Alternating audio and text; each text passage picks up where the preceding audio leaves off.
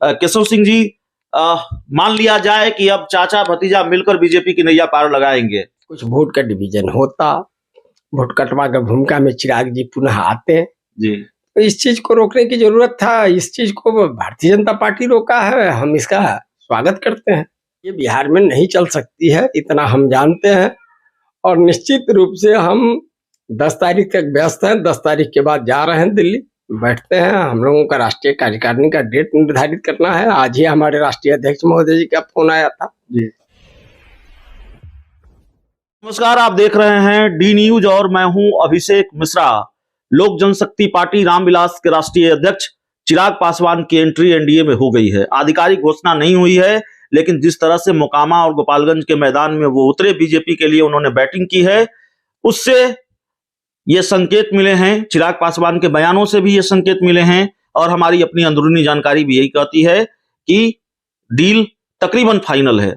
हमारे साथ राष्ट्रीय लोक जनशक्ति पार्टी के प्रदेश प्रधान महासचिव केशव सिंह हैं। केशव सिंह जी, देखिए, राजनीति का गणित वाकई 2 और 2 5 का होता है। आप भी इनकार करते रहे, उस तरफ से जो नेता हैं वो भी इनकार करते रहे, चिराग जी भी इनकार करते रहे कि चाचा और भतीजा एक साथ नहीं आएंगे। आधिकारिक तौर पर नहीं, लेकिन तकनीकी रूप से तो साथ आ गए हैं। आपकी पार्टी ने भी पूरी ताकत झोंकी बीजेपी के लिए। आप भी बीजेपी के लिए वोट मांग रहे थे और चिराग पासवान भी बीजेपी के लिए वोट मांग रहे थे। देखिए, सबसे पहला बात है कि आप कहें कि केशव सिंह डिनाई कर रहे थे, ठीक बात है कि दोनों दल 2 है, 2 रहेगा। रहा बात एनडीए में शामिल होने का, तो एनडीए में बहुत सारे राजनीतिक पार्टी हैं। बिहार का जो राजनीतिक परिदृश्य है कि 8 राजनीतिक दल एक तरफ है और मैं आपको अगस्त में ही एक इंटरव्यू में बता चुका था कि 8 दल है, तो उसके खिलाफ भारतीय जनता पार्टी और एनडीए को अपना भी कुमना बढ़ाना है। उसको बढ़ाने के लिए किसी को भी ले सकता है। अभी तो देखिए चिराग पासवान ही आए हैं।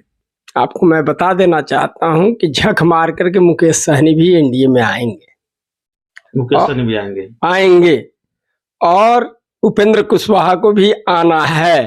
ये 2 चीज तय है। ये आपको विधानसभा चुनाव और लोकसभा चुनाव के पूर्व हो जाएगा। देखिए, आपकी बात को हल्के में नहीं लिया जा सकता। आपकी राजनीतिक भविष्यवाणियां केशव सिंह जी अक्सर सही साबित होती है और बड़ी महत्वपूर्ण जानकारी आप दे रहे हैं। आप कह रहे हैं उपेंद्र कुशवाहा जेडीयू संसदीय बोर्ड के अध्यक्ष इतने बड़े पद पर हैं, वो जेडीयू का दामन छोड़कर, नीतीश कुमार का साथ छोड़कर वो बीजेपी के साथ जा रहे हैं। अच्छा, संसदीय बोर्ड का क्या मतलब होता है जदयू में? जदयू का राष्ट्रीय अध्यक्ष जो पार्टी का ऑल इन ऑल होता है वो आरसीपी सिंह जी थे जी, केंद्र में मंत्री थे। आज किस स्थिति में है? उपेंद्र कुशवाहा जी जनता दल यू विधायक दल के नेता थे जी। किस हाशिए पर नीतीश कुमार उनको पहुंचा दिए कि अलग पार्टी बनानी पड़ी। फिर उसके बाद गए, फिर उनको राजगीर का सम्मेलन में अलग हो जाना पड़ा और उन्हें तो संसदीय दल का नेता बनाया गया, अध्यक्ष बनाया गया। संसदीय दल का अध्यक्ष क्या वैल्यू है? वहां तो वन मैन शो चलता है। नीतीश कुमार जिसको चाहेंगे टिकट मिलेगा। संसदीय दल का जदयू का आज तक बैठक का नाम सुने हैं कभी जी?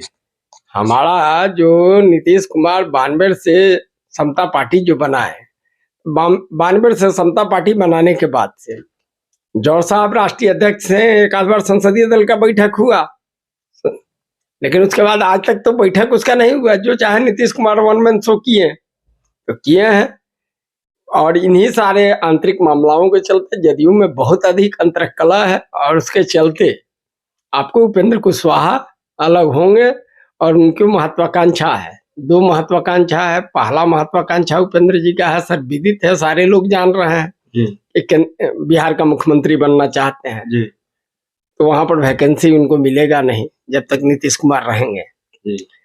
क्योंकि नीतीश कुमार मुख्यमंत्री के कुर्सी के लिए किसी हद तक जा सकते हैं, यह प्रमाणित कर चुके हैं। नीतीश कुमार बताने की जरूरत नहीं है जी। अब वहां मिलेगा नहीं तो वो करेंगे क्या? तो केंद्र में मंत्री बनने का दूसरा विकल्प है जो कि भारतीय जनता पार्टी और एनडीए में ही संभव है। वो मंत्री बनने के लिए ही भारतीय जनता पार्टी और एनडीए में जाएंगे। अब एक सवाल का जवाब थोड़ा ज्यादा, वैसे तो आप सभी सवालों के जवाब ईमानदारी से ही देते हैं और बिना लाग लपेट के आप बोलते हैं, इसमें कहीं कोई शक नहीं है। केशव सिंह जी, मान लिया जाए कि अब चाचा भतीजा मिलकर बीजेपी की नैया पार लगाएंगे?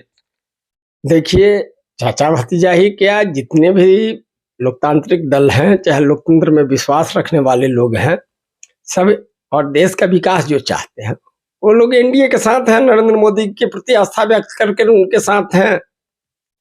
और नरेंद्र मोदी की स्थिति तो आप जान रहे हैं कि देश में डंका बज रहा पूरा विश्व में। चिराग पासवान के आने से मजबूती मिलेगी आपको भी, एनडीए को भी, बीजेपी को भी? देखिए, हमें मजबूती नहीं मिलने वाला है जी। हाँ, जरूर है कि कुछ वोट का डिवीजन होता, वोट कटवा की भूमिका में चिराग जी पुनः आते जी, तो इस चीज को रोकने की जरूरत था। इस चीज को भारतीय जनता पार्टी रोका है, हम इसका स्वागत करते हैं। आप स्वागत करते हैं? हाँ। जेडीयू, बीजेपी ये दावा कर रही है कि जेडीयू के कई विधायक बीजेपी के संपर्क में हैं।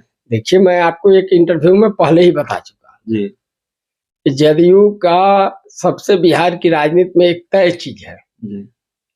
वह तय है कि जेडीयू का अस्तित्व समाप्त होना। 2024 तक जेडीयू का अस्तित्व समाप्त हो जाएगा। आधा विधायक भारतीय जनता पार्टी में रहेंगे, आधा आरजेडी में रहेंगे, और इनका कोई आगे पीछे घूमने वाला नीतीश कुमार का नहीं रहेगा, क्योंकि नीतीश कुमार जी का विश्वसनीयता बिहार के आम जनता में उतर गया है।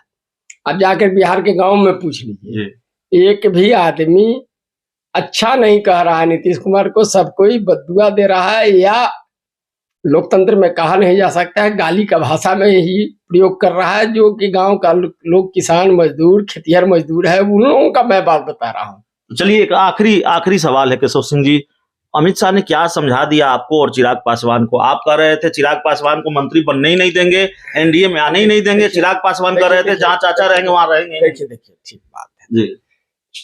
ये हम कब कहे थे कि चिराग पासवान ने सशर्त कहा कि हम एनडीए में वापस आए जी। आज उनका कोई शर्त नहीं रहा जी। रहा बात कि हम लोग बड़प्पन दिखा रहे हैं जी। अभी हमारा राष्ट्रीय कार्यकारिणी का बैठक होगा जी।